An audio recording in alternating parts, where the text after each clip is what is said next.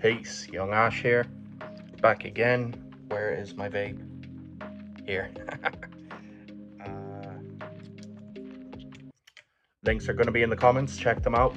My new album, my Instagram, and if you want to buy me a coffee, that'd be appreciated.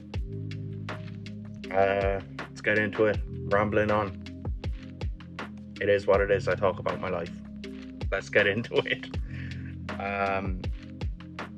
I made the hardest track I've ever made tonight. They just keep getting harder, like. It's a drill track. And it has to be mixed still, so looking forward to it getting mixed and see how it turns out, the mix. I mean, he'd have to do well to fuck it up, to be honest, but it's a possibility that it comes back fucked up. But I'll just keep making him revise it till it bangs, because honestly it is a fucking hard track, so might drop it as a single soon, but the album's going to be hard. I'm shaking my head. But the album's going to be hard. There's going to be more drill, more rapping on it than anticipated. I had said I want a load of emo trap on it, like, and fucking melodic type shit, but my melodic shit isn't really working these days. Not the way I want it to work, and it's not what it used to be.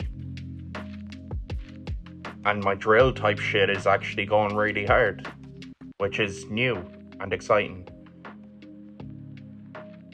And I've kind of accepted, you know what, most of this album's going to be rapping.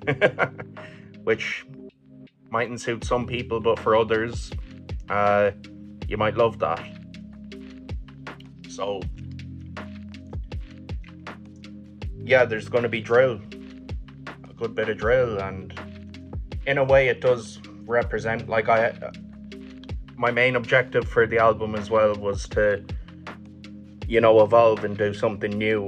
I thought I could do something new with my melodics, and I had said I want to do OG Prince Ash type shit, but it's just not coming together that way. So far it's like a hard album of, you know, with OG drill, 2017 type drill, not new drill. I don't fuck with new drill. I don't fuck with NY drill, any of that new shit. TikTok kill drill.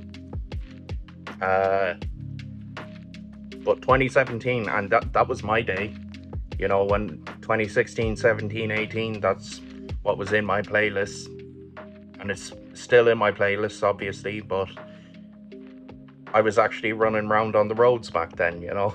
I was doing my thing on the street listening to drill, and so that's my shit right there, like. So I fucking, yeah, I've started making 2017 type drill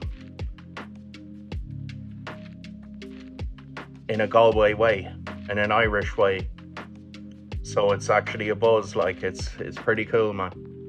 Yeah, so I'm looking forward to dropping that shit. Last video was kind of about spirituality, and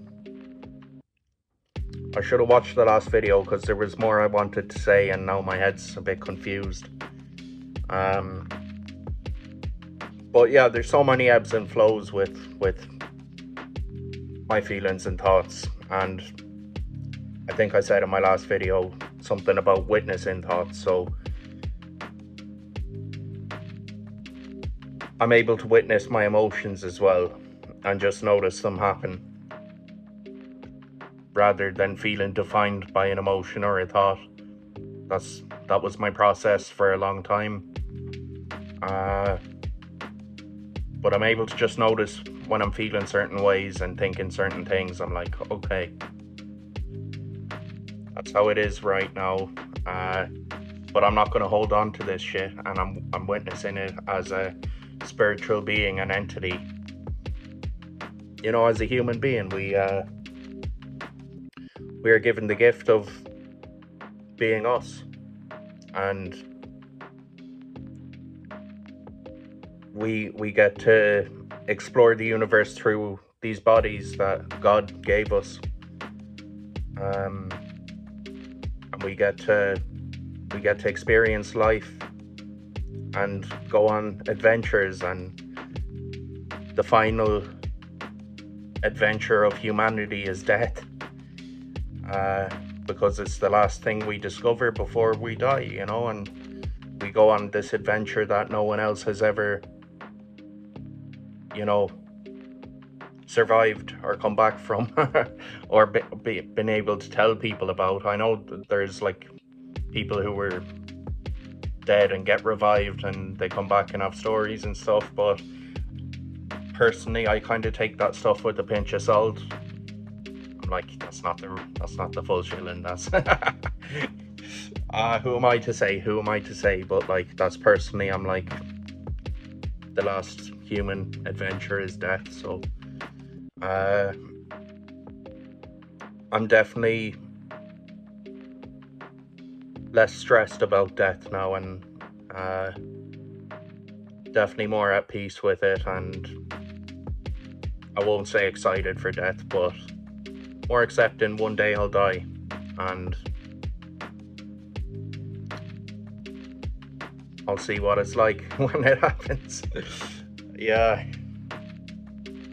They say, like, when you die, fucking chemical gets released in your brain. That's the same chemical that's active when you smoke DMT. I did DMT before.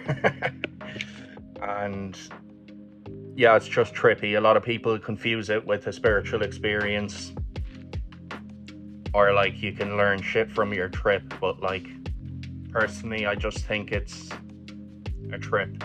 It's no big deal. Don't fry your head about it. Personally, when I smoked it, I saw the fucking elephant god. I think it's Krishna. And I could have freaked out about it. I could have been like, whoa. But I was just like, okay, I saw that. That's what my mind conjured up for me on this trip. I also saw other shit. Like, I was looking at my door and there was all really vivid, like it looked like Super Mario kind of graphics on the door, and patterns and stuff. Yeah, it was just a trip. And I listened to Kodak Black Tunnel Vision. I was like on my couch at home, and it's fucking, yeah, I was just tripping out listening to that music. It was the right song at the right time. Tunnel Vision, yeah, fucking banger. That was during COVID, actually. Yeah. So I wouldn't condone that shit. It's not a big spiritual experience. It's not a fucking big deal. It's just your mind playing with you, and you go on a trip for a little while. You don't come up, as it were, like ecstasy or cocaine. It's just a drug fucking with your head, and it's definitely not good for you. So yeah, not good. I watched the movie Requiem for a Dream the last day. It's my first time watching it. I was aware of the movie because I know the score, or the music for the movie is by Clint Mansell. It's called Requiem for a Dream, and I'm aware of that music because it's fucking, like, back in the day, if you were watching an emotional football video or things like that, it would normally, Requiem for a Dream was like the go-to music. And I didn't know what I knew the movie was about psychosis and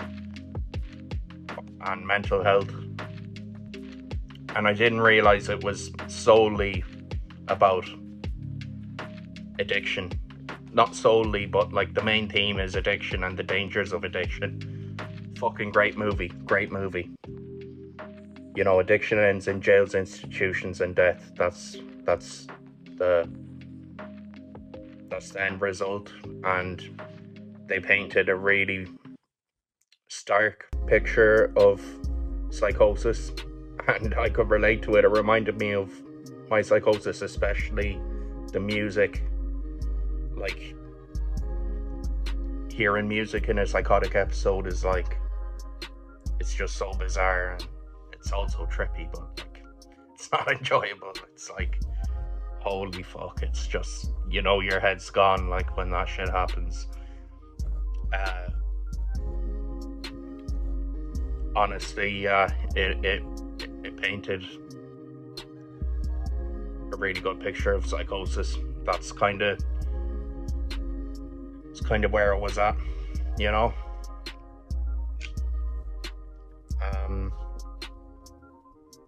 And then obviously the other side of it, going to prison, and you know, and maybe I won't give away much about. I won't. What's the word? Spoiler alert. If you want to watch the movie yourself, then do. But yeah, it's a dark movie. It's fucking. You don't particularly feel good after watching it. It's a horrible movie, to be honest, but it's really good at the same time. So worth a watch. It's from like the 2000s. Jared Leto and Marlon Wayans, I think is his name, or Williams. Fucking yeah, proper movie. I'm gonna watch another movie now called Waste Man. Came up, I looked up best movies, and it's on Google. Fucking suggested Waste Man. It's about a guy that goes to prison and tries to work his way up the hierarchy, I believe. So gonna check that out. I'm assuming it's a British movie because that's a British word, Waste Man. So we'll check that out after this. And I think I'm going to Spain on Wednesday or Thursday. I'm going to Spain for like 4 days with my friend. So that should be an absolute buzz. Nice to get away, bit of sun, bit of women, bit of fucking new environment, new scenery. Man, it's needed.